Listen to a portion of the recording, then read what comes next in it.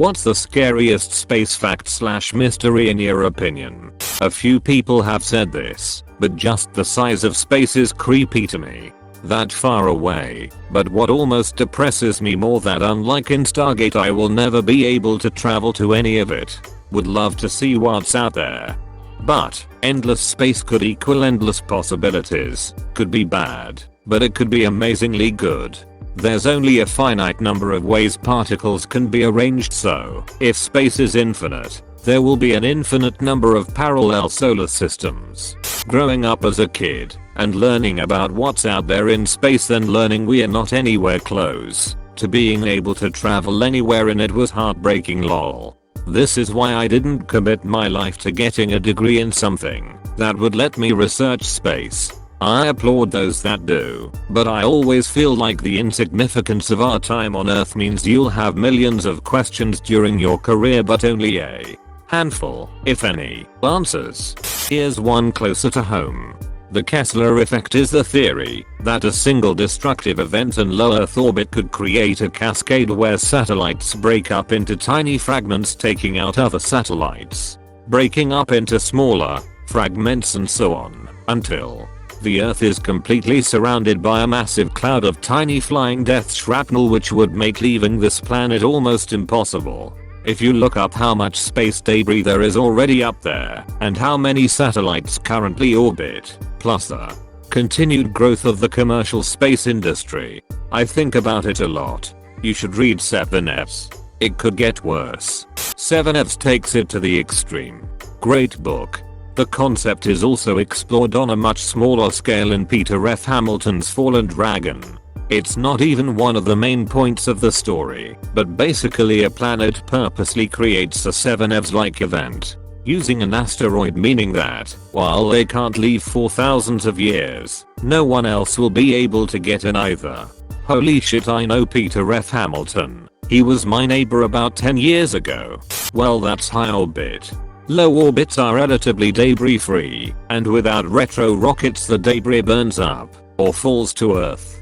I reckon there'd still be a path from Leo to Polar to try and avoid the main debris belt, but it'd make everything so expensive. Wait, wouldn't retro rockets be the thing that would take something out of orbit? Not that it wouldn't come out of a stable orbit and burn down to Earth on its own. I have no idea. But doesn't retro mean against the trajectory and therefore falling back to Earth? My expertise mostly comes from Kerbal Space Program, so I'd love any corrections I can get lol. Mobile black holes. Say one heading straight towards us was discovered. We'd be completely fucked, right? Very little we could do.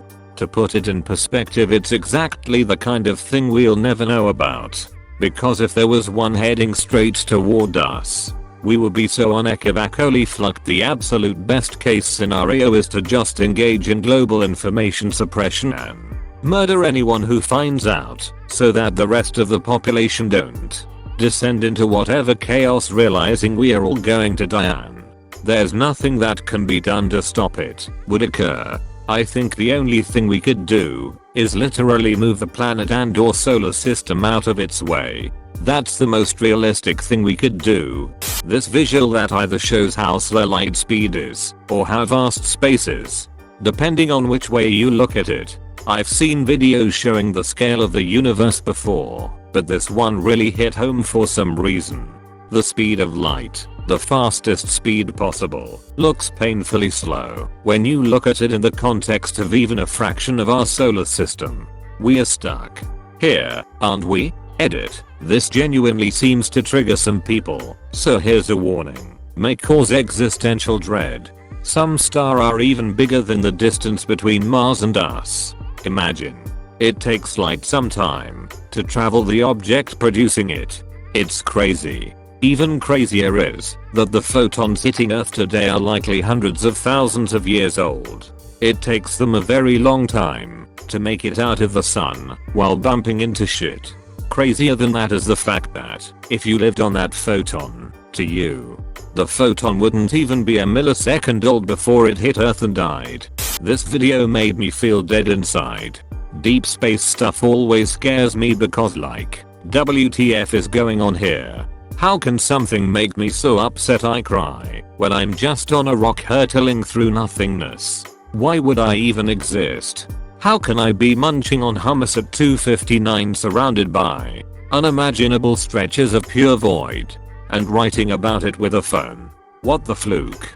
Moon's haunted. Hive noises. Hive. Bring a sword. Vacuum decay is one of the scariest concepts to me. We don't know if it exists.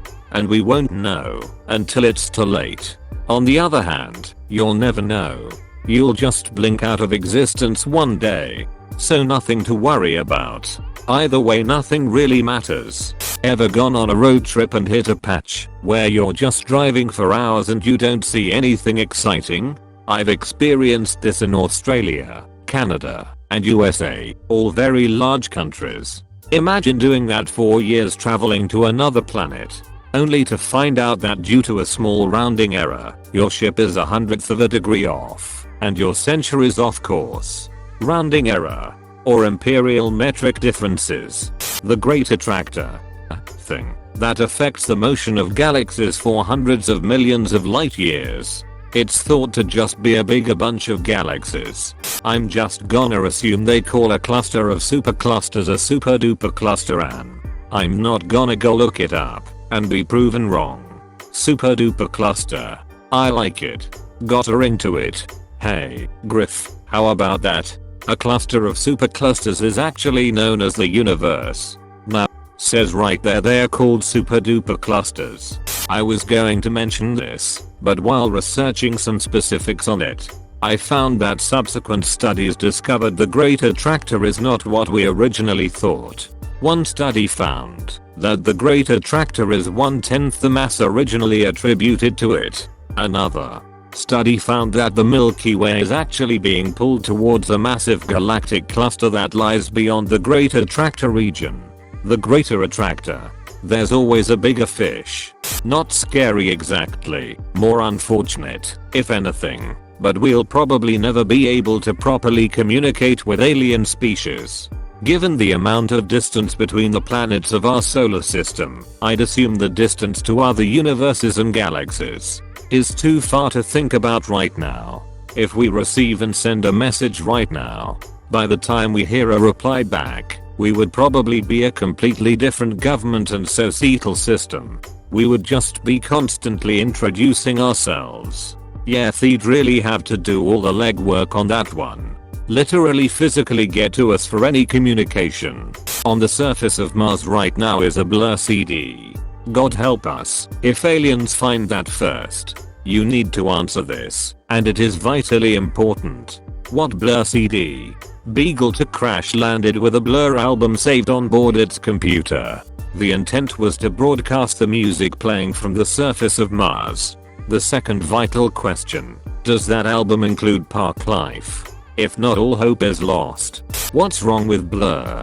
Woo-ah-hoo. I got my head checked. Gamma ray bursts. We could be hit by one of these with very little warning, and if it was reasonably close, in universal terms anyway, could wipe us out rapidly or cause a ton of damage.